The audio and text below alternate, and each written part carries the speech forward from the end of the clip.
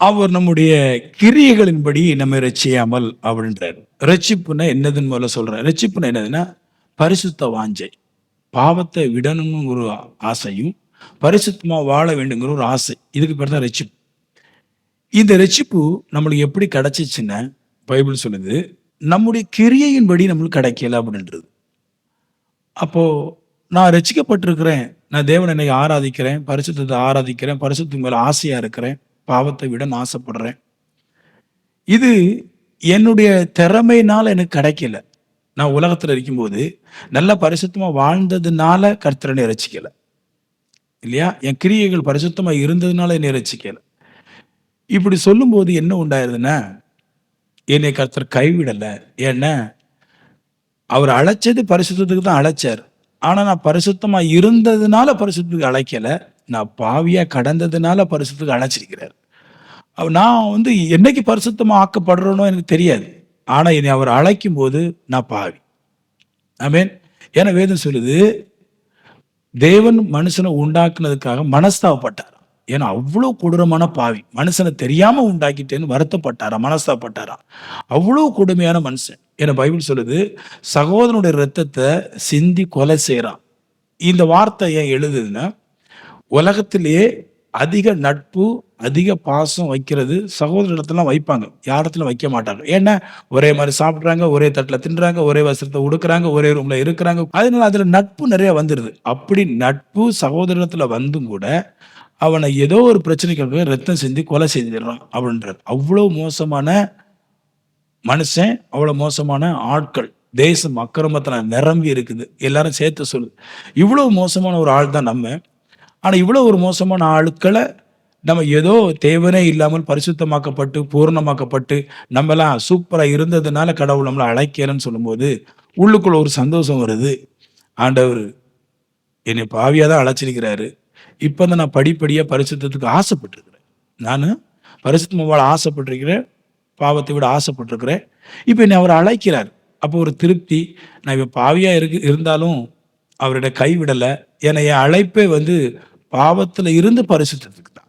பரிசுத்தத்துல இருந்து என்னை அழைப்புக்கு எனக்கு வரல. அப்படின்னா நான் வருத்தப்படலாம். சில நேரத்துல பாவம் செஞ்சிட்டோம்னா, ஐயோ நான் பாவம் செஞ்சிட்டேன், ஐயோ நான் பாவம் செஞ்சிட்டேன்னு வருத்தப்படலாம். ஏன்னா பரிசுத்தமா இருந்துல நான் அழைக்கப்பட்டிருக்கோம்னா ஓகே, அது ஓகே. ஆனா நான் அழைக்கப்பட்ட அழைப்பே பக்கா பாவியா இருந்தா நான் அழைக்கப்பட்டிருக்கிறேன்.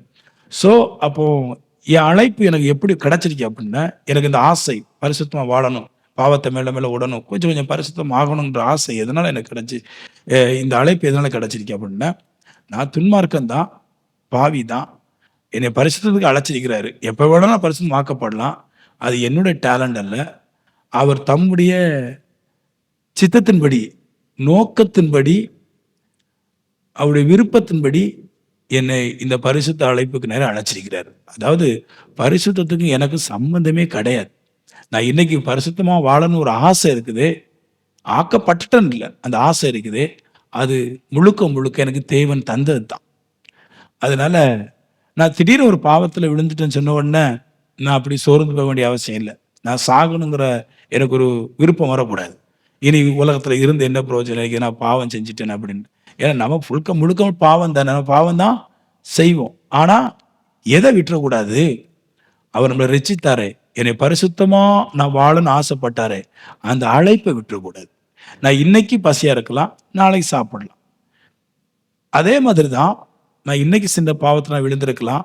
ஆனா என்னை அழைத்தவர் நான் ஒருபோதும் விட மாட்டேன். என்னை கண்டிப்பா என்னைக்கு அவர் என்னை பரிசுத்தப்படுத்துவார். என்னோட அழைப்புடைய நோக்கம் தெரிஞ்சிச்சுன்னா மனுஷன் சின்ன சின்ன பாவத்துக்கு நொந்துட்டு இருக்க மாட்டான்.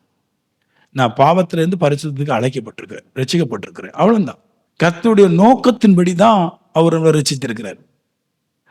அப்போ நல்லா தெரியுது, நம்ம சட்டு புட்டுன்னு ஒரு முடிவு எடுத்துடக்கூடாது, ஒரு கடின இருதயம் வந்துடக்கூடாது நம்மளுக்கு. சின்ன தப்பு செஞ்சுட்டேன். சில பேர் சொல்லுவாங்க, நான் தப்பு செஞ்சுட்டேன், இன்னைக்கு திருவிருந்து எடுக்க மாட்டேன், இன்னைக்கு நான் தப்பு செஞ்சுட்டேன், ஞானஸ்தானம் எடுக்க மாட்டேன், இப்படி நிறைய பெனாத்திட்டுலாம் கிடப்பாங்க. ஏதோ நம்ம பரிசுத்தமா இருந்து பாவம் செஞ்ச மாதிரி. நம்ம பக்கா ஃப்ராடு தான். அதுல இப்போ கொஞ்சம் நல்ல மனசு வந்திருக்கு, அவ்வளவுதான். ஸோ ஆண்டவரே உண்மை விடமாட்டேன், நான் எவ்வளவு பாவம் செஞ்சாலும் எவ்வளவு கஷ்டத்துல விழுந்தாலும் உம்மை விட்டுற மாட்டேன், இந்த ஆசை மட்டும் விட்டுறாதுன்றார். நான் பரிசுத்தமா வாழ வேண்டுங்கிற ஆசை மட்டும் விட்டுறாத. என்ன வரட்டு எது போட்டு இந்த ஆசை மட்டும் விட்டாச்சுன்னா ரட்சிப்பு போயிடும். இந்த ஆசை தான் முக்கியம். 1000 பிரச்சனை வரட்டுங்க, 1000 பாடுகள் வரட்டும், நான் பரிசுத்தமா வாழ்றதை எவனுக்கா வேண்டியும் விட்டு கொடுக்க மாட்டேன். அதன் அர்த்தம் என்ன? கர்த்தரை எவனுக்காண்டி விட்டு கொடுக்க மாட்டேன். நான் எங்கே தான் அங்கங்கே சுற்றிட்டு இருந்தாலும், ஓய்வு நாள், தேவனை ஆராதிக்கிற நாள், பண்டிகை நாள், நான் கர்த்தரை ஆராதிப்பேன். நான் என் வீட்டில் சாயந்தரம் வீட்டு ஜெபம் வச்சுருந்தோம்னா கண்டிப்பாக அந்த வீட்டு ஜெபத்தில் நான் இருப்பேன். பிரச்சனை ஒரு பக்கம் இருக்கட்டு, கர்த்தர் இன்னைக்கு நாளைக்கு நம்ம அழைத்தவர் உண்மை உள்ளவர், அவர் நம்மளை பரிசுத்தமாக்குவார். நம்ம இன்னைக்கு நாளைக்கு அது நடக்கும். இந்த விஷயத்தை தான் இங்கே ஆழமாக சொல்லுது. இந்த நன்மைகள் எப்படி கூடுது அப்படின்னா, என்ன தேவன் ரசிக்கிறாரு, பரிசுத்த அழைப்புக்கு அழைச்சிருக்கிறாரு, நான் பரிசுத்தமாக்கப்படணும்னு ஓடிட்டே இருக்கிறேன். எப்போ பரிசுத்தத்தை நான் வாழ ஆரம்பிக்கிறனோ அப்போ நன்மையெல்லாம் கூடி கூடி வந்துடுதுன்றாரு. இப்போ முதல்ல இந்த ரட்சிப்பை பற்றி சொல்றேன். அதில் ஒரு வார்த்தை இருக்கு பாருங்க. ரட்சிப்பு என்னன்னா, ஆதி காலம் முதல் கிறிஸ்து இயேசுக்குள். இந்த ரட்சிப்புன்னு சொல்லும்போது நிறைய பேர் என்ன சொல்றாங்கன்னா, நம்ம இயேசு கிறிஸ்து வந்ததுனால தான் ரட்சிக்கப்படுறோம் அப்படின்றாங்க. அதெல்லாம் சுத்த போய். அப்ப இயேசு கிறிஸ்து வர்றதுக்கு முன்னாடி ரட்சிக்கப்பட்டவங்களை என்ன சொல்றது? ரட்சிப்புன்னா பரிசுத்தமாக்கப்படுவதற்கு அழைப்பு. இயேசு கிறிஸ்து வர்றதுக்கு முன்னாடி ரட்சிப்பு இருந்துச்சு, இந்த வார்த்தை இருக்குது பைபிள்ல. இயேசு கிறிஸ்து வந்த பின்னாடியே ரட்சிப்பு நடந்துச்சு, அதுவும் இங்க இருக்குது. இப்போ ஆதி முதல் கிறிஸ்து இயேசுக்குள் இருக்குது. அதாவது ஆதி முதல் கிறிஸ்து இயேசு வரை அப்படின்னா பழைய ஏற்பாட்டுல ரட்சிப்பு நடந்துச்சு இல்லையா? பழைய ஏற்பாட்டுல எப்படி ரட்சிப்பு நடந்துச்சுன்னா, வராத இயேச வருவார்னு விசுவாசிச்சு ரட்சிப்பு நடந்துச்சு. நம்ம வந்த இயேச வந்தார்னு விசுவாசிச்சு ரட்சிப்பு நடக்குது. எல்லாம் இயேசு வச்சுதான் நடக்குது. ஆனா அந்த விசுவாசத்துடைய கோட்பாடு என்னன்னா, அவங்க எல்லாம் இனி ஒருவர் வருவார், அவர் நம்மளை ஆத்துமாக்களை பாதாளத்திலிருந்து உயிர்ப்பிப்பாரு செத்தாங்க, அப்படிதான் விசுவாசிச்சு வாழ்ந்தாங்க. நம்ம என்ன நினைக்கிறோம்? அதே இதுதான், ஒருவர் வந்தார் இயேசு கிறிஸ்து, அவர் மறுபடியும் நம்மளை ரட்சிப்பார். இதுதான் ரட்சிப்பு. பழைய ஏற்பாட்டில் நடந்துச்சு. நோவா ரட்சிக்கப்பட்டான், ஆபிரகாம் ரட்சிக்கப்பட்டாரு, மோசே ரட்சிக்கப்பட்டார், இவங்கெல்லாம் ரட்சிக்கப்பட்டாங்க. அவங்களாம் ரட்சிக்கப்பட்டாங்க தான் இருக்குது இல்லையா? இஸ்ரவேல் ஜனங்கள் செங்கடலை கடந்து போகும்போது அது ஞானஸ்தானத்துக்கு ஒப்பா பேசுது, அவங்க ஆவியை பெற்றாங்கன்னு பேசுது, இதெல்லாம் ரட்சிப்பு தான். அப்போ இயேசு கிறிஸ்து முன்னாடி தூதர்ல கொண்டு ரட்சிச்சார். தேவன் வானத்துல இருந்து, இயேசு அங்க வானத்துல இருந்தாரு, பூமிக்கு வந்தாலும் அவர் இயேசுன்னு பேசுறாரு. அவர் கிறிஸ்து வானத்துல இருந்து பரிசுத்த ஆவியாம இருந்து தன்னோட தூதர்ல அனுப்பி அவங்க அந்த காலத்துல ரட்சிப்பு நடந்துச்சு. இப்பவும் என்ன செய்து, தேவன் கடைசி நாட்களில் தன்னோட குமாரனை கொடுத்து குமாரன் மூலமா ரட்சிப்பு நடக்குது. அந்த குமாரன் மூலமாய் வர்ற ரட்சிப்புக்கும் தூதர் வழியா வந்த ரட்சிப்புக்கும் என்ன பிரச்சனைன்னா, தூதர் வழியா செய்த ரட்சிப்பு யூதர்களுக்கு மட்டும், இஸ்ரவேலுக்கு மட்டும்தான் தூதர் வழியாட்டு ரட்சிப்பு நடந்துச்சு. இயேசு கிறிஸ்து வந்த பின்னாடி உலகம் முழுவதும் ரட்சிப்பு நடக்கும். இதான் வித்தியாசம். இதுக்கு பேர் தான் கிருபன்றோம். எதுக்குன்னா, கிருபனை என்னன்னு சொல்லிடுறேன் நான். இப்ப யூதர்களுக்கு ரட்சிப்பு கிடைக்கிறது சாத்தியம். சந்தியானம் இருக்கிறாரு, அவரு பிள்ளைங்களுக்கு சாப்பாடு கொடுக்கறது கிருபை இல்லை, அது சட்டம், பிள்ளைகளுக்கு கொடுக்கணுன்றது. அவர் என் பிள்ளைக்கு சாப்பாடு கொடுத்தா கிருபை, இறக்கும்னு அர்த்தம். இதுதான். முன்னாடி கிருபை பெருசா வேலை செய்யல, கிருபை இல்லை. தேவன் தன்னுடைய பிள்ளைங்களுக்கு ரட்சிப்பு கொடுப்பதற்கு தூதர் மூலமா செஞ்சார். அந்த ஆசை கொடுத்தார், பரிசுத்தமா வாழணும்னு சில பேருக்கு ஆசை கொடுத்தார். இப்போ இயேசு கிறிஸ்து தேவன் தன்னுடைய குமாரன் மூலமாய் உலகத்தில் இருக்கிற எல்லாருக்கும், மாம்சம் இருக்கிற எல்லாருக்கும் இந்த ரட்சிப்பை கொடுக்கிறார் அப்படின்னு ஒரு அர்த்தத்தை சொல்லுது. இந்த ஆசை எல்லாம் வந்துச்சு பாருங்க. வந்த பின்னாடி இதை எப்படி சக்சஸா மாத்துறாங்க, அதான் முக்கியம். பழைய ஏற்பாட்டில் இருக்கிறவங்க எல்லாம் நிறைய பேர் பரிசுத்தவான்கள் பார்க்குற மாதிரி ரட்சிக்கப்பட்ட ஜனங்கள், அவங்க அதை சக்சஸா மாற்றுவதற்கு வாழ்ந்தாங்க. நீங்க சர்ச்சுக்கு வர்றதுனால ஒரு காலம் பரலோராஜ்யம் போக முடியாது. சர்ச்சில் போதிக்கிற சத்தியங்களை கேட்டு உங்க வாழ்க்கையை நீங்க கட்டமைச்சாதான் நீங்க போக முடியும். எல்லாம் நினைக்கிறாங்க சர்ச்சை கொண்டு போகும், சர்ச்சை கொண்டு போவாது. நானே போவானாங்கிறது எனக்கே நொண்டிகள் அடிச்சுதான் இருக்கிறேன் நான். அப்ப எப்படி சர்ச்சு கொண்டு போவாது? நீங்க தான் பரலோராஜ்யத்துக்கு போறதுக்குள்ள அந்த கட்டமைப்பை பூமியில கட்டி நீங்க வாழணும். இன்னைக்கு 4 பாயிண்ட் சொல்லுவேன். பரிசுத்தமாக்கப்படுறதுனால பூமியில என்னென்ன நன்மைகள் கிடைக்குது, இதுதான் உங்களை பரலோராஜ்யத்துக்கு கொண்டு போகுன்னு சொல்ல போறேன். இருக்கீங்களா? அந்த வார்த்தையில பாருங்க. இப்போ ஒரு வாசிக்கிறேன். 2 தீமோத்தேயு 1:9 நம்மை ரட்சித்து பரிசுத்த அழைப்பினால் அழைத்தார். நம்மளை எப்படி அழைச்சிருக்காருன்னா, பரிசுத்தங்கிற ஒரு கோட்பாட்டுக்கு நம்ம ஆசை. இந்த பரிசுத்தங்கிற கோட்பாடு உள்ள வரும்போது அதுல இந்த பூமியிலேயே நம்ம நல்ல சரியான ஒரு அற்புத விதமான வாழ்க்கை வாழ்வதற்கு ஒரு வழிகளை உண்டு பண்ணி வச்சிடறாரு. இந்த வாழ்க்கை தான் உங்களை பரலோராஜ்யம் வரைக்கும் கொண்டு சேர்க்குது. நீங்க பைபிளை படிச்சீங்கன்னா ஒரு விஷயம் தெரியும். பவுல் சொல்லுவார், என்னோட கூட சுத்தினவங்களாம் என்னை விட்டு ஓடி போயிட்டாங்க. தீமோத்தேயு, நீ அங்க இருக்கிற, நீ அவனை கூப்பிட்டு இங்கே வா. அவன் என்னோட இருந்து அவன் ஓடிட்டான், இவன் ஓடிட்டான். பைபிளிங்க படிக்கணும். நம்மளை விட 100 மடங்கு கஷ்டத்துல கர்த்தரை ஆராதிச்சவன் எல்லாம் ஓடி போயிருக்கிறான். எல்லாரும் விட்டு போயிருக்கிறாங்க. நிறைய பேர் கர்த்தரை விட்டு ஓடிட்டு இருக்கிறாங்க. இயேசு கிறிஸ்து நிறைய பேர் கூட்டமா கூட்டு போனார். ஆனா நிறைய பேர் வரல, விட்டு போயிட்டான். ஒரு இடத்துல சொல்லுது, இயேசு பிரசங்கம் பண்ண பேரோட முக்காவாசி ஓடிட்டான். ஒரு இடத்துல 10 பேருக்கு குணமாக்குறாரு, ஒருதி மட்டும் தான் வந்தா, குஷ்டரோகம்.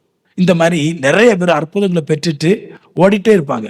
ஏன்னா அவங்களுக்கு என்னன்னா சர்ச்சில் வந்து கொடுக்கணும்னு ஆசைப்படுறாங்க. வந்தா கர்த்தர் தரணும். ஆனா அப்படி கிடைச்சா நீங்க நித்திய ஜீவன் போக மாட்டீங்க. நீங்க உருவாக்கி பரிசுத்த அழைப்பை நீங்க கையில எடுத்து நீங்க பரிசுத்தத்துக்கு உருவாகினா தான் இது பவர்ஃபுல். ஒரு பாஸ்டர் பாடுறதுனால உங்களுக்கு நித்திய ஜீவன் கிடையாது. ஒரு பாஸ்டர் பிரசங்கிக்கிறதுனால உங்களுக்கு நித்திய ஜீவன் கிடையாது. எத்தனை பேர் என்ன பண்ணாலும் அற்புதங்கள் செஞ்சாலும் நித்திய ஜீவன் கிடையாது. நித்திய ஜீவன் உங்க அழைப்புலக்குள்ளதான் இருக்கு. நீங்க உங்களை பரிசுத்தமா இருக்க தேவன் அழைச்சிருக்கிறாரு. அந்த அழைப்பை கரெக்டா நீங்க அதை பெருக செய்து அதுல வர்ற நன்மைகளை எடுத்து குடும்பத்தை சரியா கட்டி குடும்பம் சமாதானமா போனா மட்டும்தான் பரலோக ராஜ்யம். பரலோக ராஜ்யம் 2 தான். ஒண்ணு கர்த்தரை உண்மையை ஆராதிக்கிறவங்களுக்கும், இன்னொன்னு குடும்பத்தை கரெக்டா கட்டி கொண்டு போறவனு தான் பரலோக ராஜ்யம். நான் உலகத்தோடு கூட போகும்போது, நான் சர்ச்சில் நிற்கும்போது நல்லா சத்தம் போட்டு பாடிக்கிட்டு சர்ச்சை விட்டு உலகத்துல நான் போகும்போது என் வாயை திறந்து வாரதெல்லாம் பேசக்கூடாது. சில பேர் சர்ச்சுக்குள்ள இருந்து வெளியே போகும்போது சண்டைக்கு தான் பேசுறாங்க. அப்படிலாம் ஆட்கள் இருக்கிறாங்க. இவன் பாருங்க, நீதிமொழி 8:8 சொல்லுது, என் வாயின் வாக்கு எல்லாம் நீதியானது. எப்படி பேசுறாரு பாருங்களேன். இயேசு கிறிஸ்துவை பத்தி பேசுது நீதிமொழி 8. வாயிலிருந்து வர்ற வாக்கெல்லாம் நீதியா இருக்குன்றார். இதான் பரிசுத்தத்துல ஃபர்ஸ்ட் ஸ்டேஜ். ஒரு மனுஷன் பரிசுத்தம் அடைவதற்கு முதல் இடம் வாய், வேற இடமே கிடையாது. எந்த காலத்துல இந்த வெள்ளாடையெல்லாம் நம்பவே கூடாது. வாய். அவர் சொல்றாரு, என் வாயின் வாக்கு எல்லாம் நீதியானது. எனக்கு ஒரு ஆளை பிடிக்கும் வைக்கல, அவருக்கு பேசுறது சரி, எனக்கு ஒரு பிடிக்க இல்லையா, அவர் பேச சரியில்லை, அப்படி கிடையாது. என் வாக்கு வந்து நீதியா தான் இருக்கும். தப்புன தப்பு, சரின சரி. அதுல தப்பை பத்தி பெரிய பேச மாட்டேன். நீதியானது நீதியா பேசிட்டு போயிருவேன். 16:10 நீதிமொழியில, ராஜாவின் உதடுகளில் திவ்ய வாக்கு பிறக்கும், நியாயத்தில் அவன் வாய் தவறாது. நியாயத்துல யார் யார் வாயிலாம் தவறாதோ அவன் தான் ராஜா. பரிசுத்தத்தை யாரெல்லாம் வாயில கொண்டு வர்றாங்களோ அவன் தான் ராஜா. அதனால சொல்ற, ராஜாவின் வாயில திவ்ய வாக்கு பிறக்கும். கெட்டுப்புறம் தானா கெட்டுருவான், நீங்க பேசவே வேண்டாம், அவன் கிரியைக்கு பலன் கிடைக்கும். நம்ம பேசக்கூடாது. இதான் பரிசுத்தம். எதுக்கு அழைச்சாருன்னே நம்மளுக்கு தெரியல. எனக்கு யாரா 10 ரூபா தந்தா நீங்க நல்லவங்க, அடுத்து யாரா 10 ரூபா வந்தா அவங்க நல்லவங்க, யாரா 25 ரூபா தரலன்னா அவங்க கெட்டவங்க. இந்த ஃபார்முலா தான் நம்ம இன்னைக்கு தரித்திரனா இருப்பதற்கு வேலை செய்யும். எல்லாரையும் புகழ தெரியும், திவ்ய வாக்கு தான் பேசும்.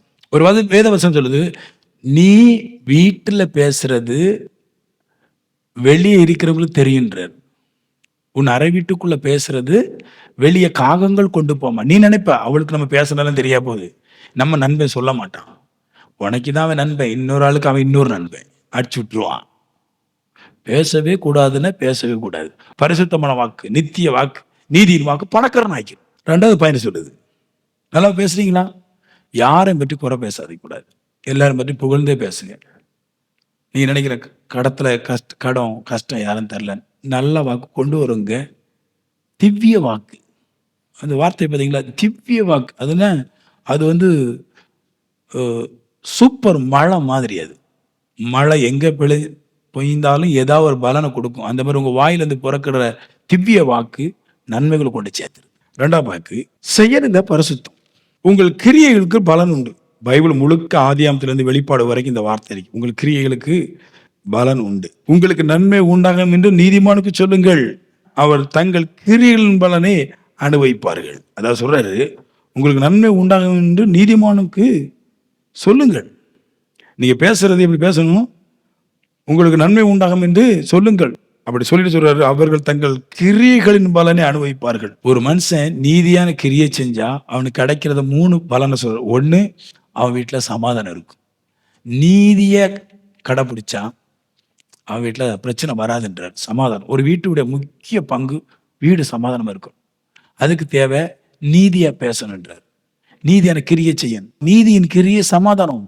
நல்ல கிரியை மனுஷன் செஞ்சா சமாதானம், அமெரிக்கை, சுகம். அதே 31:18, யாக்கோப்பு பாதான் ஆராமில் மாமனார் வீட்டுல 20 வருஷம் வேலை செஞ்சான். அவனுடைய ஆடு மாடு எல்லாத்தையும் மாமனா கொள்ளடிச்சிட்டே இருந்தான். ஆனா அவர் சொல்றாரு, உன்னோட ஆட்டையாவது மாட்டையாவது எதையாவது உன்னை நான் திருடுறது உண்டுமா, வஞ்சிச்சது ஏதாவது உண்டுமா, இல்ல.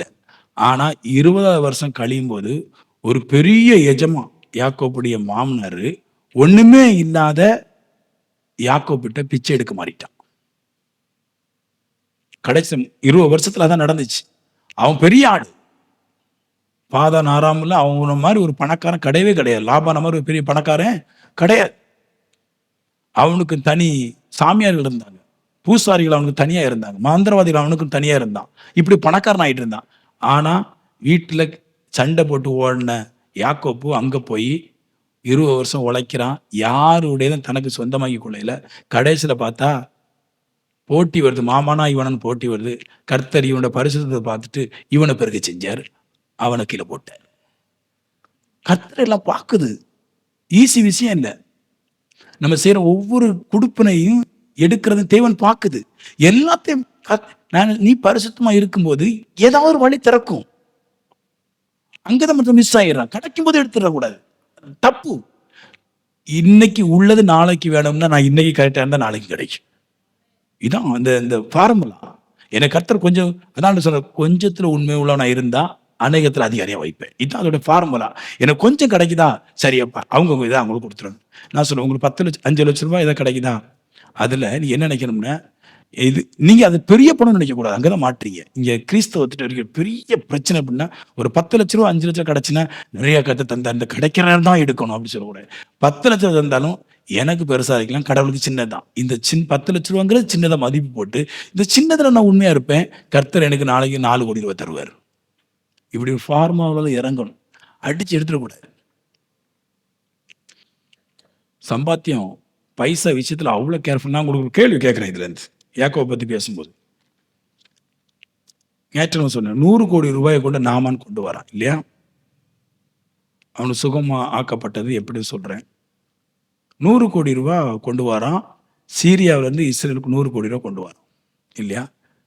அவன் கொண்டு வந்தது எதுக்குன்னா, சுகமாக்குனா காணிக்கை. ஆமென். ஆனா அவன் கொண்டு வந்த 100 கோடி ரூபாயையும் எலிசா தீர்க்கதரிசி வேண்டாம், இது இந்த காலம் கிடையாதுன்னு சொன்னான். எல்லாருமே சொன்னாங்க, எலிசா இவ்வளவு பைசா வேண்டாம்னு சொன்னாரு. இது இது இது இது பணம் கேட்கிற காலம் அல்ல. அது என்ன தெரியுமா உங்களுக்கு? ஏன் அப்படி சொன்னாரு தெரியுமா? ஏன்னா இஸ்ரேல் இன்னைக்கு அடிமைப்பட்டிருக்கிறான். இஸ்ரேலுக்கு எங்கேயுமே ஆதரவு இல்லை. இஸ்ரேல் தேசத்தை சீரியர்களும் பெலிஸ்தரும் நெருக்கி கொண்டிருக்கிற காலகட்டம். இவன் ஒரு பட தளபதி. இந்த தலைவீட்ட காசை வாங்கினா நான் சுகத்தை கொடுத்தேன், அவன் காசு தந்துருவாங்கிற எண்ணத்துல போயிடுவான். ஆனா நான் இவ்வளவு கோடியை நான் இழந்தா என் இஸ்ரேல் பாதுகாக்கப்படும். இந்த தளபதி சீரியாவில் போய் சொல்லுவான், நான் இத்தனை கோடி கொண்டு போனேன், ராஜா அவன் என்ன எல்லாத்தையும் விட்டுட்டான், அதனால நான் அந்த தேசத்துக்கு விரோதமா யுத்தத்துக்கு போக மாட்டேன். என்னை சுகமாக்குனா என் பணத்தை மிச்சம் செஞ்சான். நான் சொன்னேன், 100 கோடி ரூபா வாங்கினா எலிசா சமாதானமா இருப்பான். இந்த உண்மையா இந்த காசு மேல பிரியம் இல்லாம அதை கொடுத்ததுனால இஸ்ரேல் சமாதானமா இருந்துச்சு. இதுதான் அந்த தொழில்ல உண்மையா இருக்கிறவன் கண்டிப்பா பெரிய காரியத்தை அவன் சாதிப்பான். அன்னைக்கு அந்த 100 கோடி ரூபாய் வாங்கியிருந்தோம்னா இஸ்ரேல் அன்னைக்கே பட்டு போயிருக்கும். ஒரு பணம் வரது டக்குன்னு எடுத்துடக்கூடாது. அது எப்படி பெருக செய்யறது, எப்படி மல்டிப்ளை பண்ணணும், குரோத் ஆகுறங்கிறத பைபிள்ல கத்துக்கணும். என் நிலைமை இன்னைக்கு கஷ்டமா இருக்கலாம், ஆனா நான் இன்னைக்கு சில உதவிகள் நாளைக்கு என்னை பெரிய மனுஷனை மாற்றும். காசுக்கு வேண்டி நீதி நியாயத்தை புரட்டக்கூடாது. காசு தந்த ஒரு நல்லது கிடையாது, காசு தரலாட்டின ஒரு நல்லது கிடையாது. யாரு தந்தாலும் தரலாட்டினா எல்லாருக்கும் கொடுப்பேன். இது நான் எடுக்கிற காலம் இல்ல. பரிசுத்தத்துடைய வேல்யூ தெரியாம பேசக்கூடாது. இப்போ அது டாப். ஆதியாகமம் 34:10 10 11 12 சீகம் என்கிற ஒரு ஊருக்கு யாக்கோப்பு போடுறாரு இல்லையா? அந்த ஊர்ல யாக்கோப்புக்கு ஒரு மகன் இருக்கா, அவ பேர் தீனாள். சரியா? இந்த தீனாள் அப்படியே ஃப்ரெண்டுகளை பார்க்க போன இடத்துல தீனா தவறிட்டா. தீனா தவறல, தீனாவை சீகம் ராஜாவுடைய பையன் கடத்திட்டு போயிட்டான் இல்லையா? என்ன சொல்லுவோம்னா, அந்த ஊர்ல எத்தனையோ அழகிகள் இருப்பாங்க, எவ்வளோ பேர் இருப்பாங்க. ஆனா இந்த தீனால மட்டும் கடத்திட்டு போற அளவுக்கு என்னங்க இருந்துச்சு அவட்ட இல்லையா? சீகமுக்கு ராஜா. அவர் எந்த நாட்டு பொண்ணே கல்யாணம் கட்டலாம், வேற நாட்டுல அவர் கல்யாணம் கட்டலாம். உள்நாட்டுல நிறைய பெண் இருக்கு. ராஜானாலே எல்லாம் உள்நாட்டு பெண்களுக்கெல்லாம் அவங்க தான் சொந்தம், யாரும் கேட்க முடியாது. வேற நாட்டுல போய் அவருக்கு ஒரு அழகான பெண்ணை கட்டிக்கலாம். ஆனா தீனால கடத்திட்டு போற அளவுக்கு என்ன இருந்துச்சு? நான் சொல்றேன், தீனால்கிட்ட மட்டும் தான் பரிசுத்தம் இருந்துச்சு.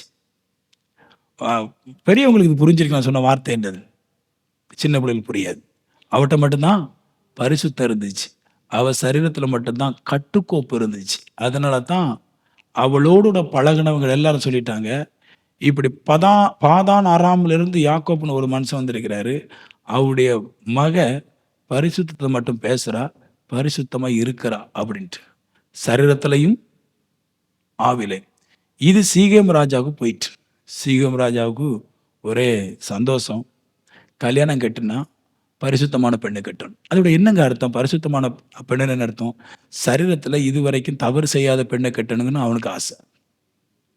ஒரு ராஜா பரிசுத்தத்தை பார்த்து தேடி வந்து தூக்கிட்டு போற அளவுக்கு பரிசுத்தம் பவர்ஃபுல். நீங்க பரிசுத்தம் இருந்தா எந்த ராஜாவும் தேடி வருவான். எல்லார்ட்டும் இந்த பரிசுத்தம் சரீரத்துல கிடைக்காது, ஏதோ ஒரு மனுஷன் மட்டும்தான் இருக்கும். அதை மட்டும்தான் மயங்குறான். இப்ப மறுபடியும் சம்பந்தம் பேச வராங்க. எப்பா இப்படி தெரியாம என் பையன் தப்பு பண்ணிட்டான்.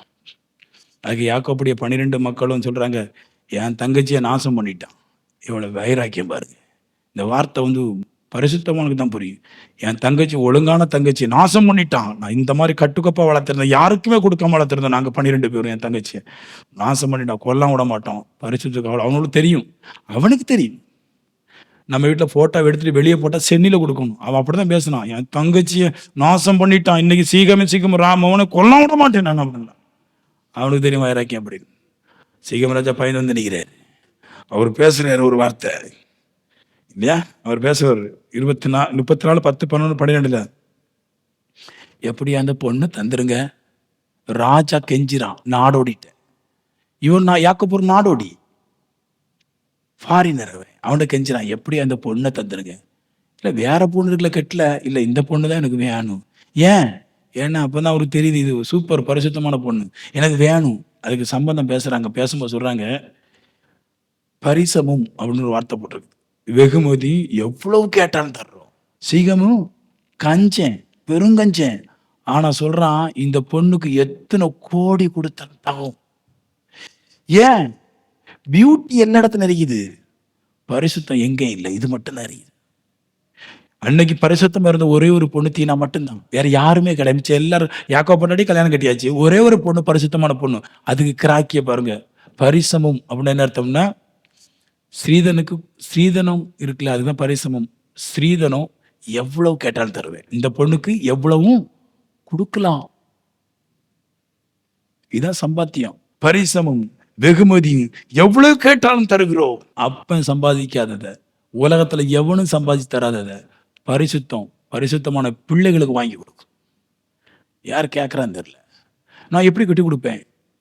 பரிசுத்த மாதிரி கெட்டுட்டு போ, வாழ்வோம். பரிசுத்தோட பவர் அப்படி. உன்னைய பற்றி ஒருத்தன் விசாரிக்கும் போது சூப்பர் பொண்ணு நம்ம சொல்லணும். அவனை எவனை தேடி வந்து கட்டுவான். அப்பா அத்தெல்லாம் தேவை கிடையாது, கடவுளே கொண்டு வருவார். பரிசுத்த குலைச்சல தான் ஒரு மனுஷனுடைய எல்லா பிழைகளும்.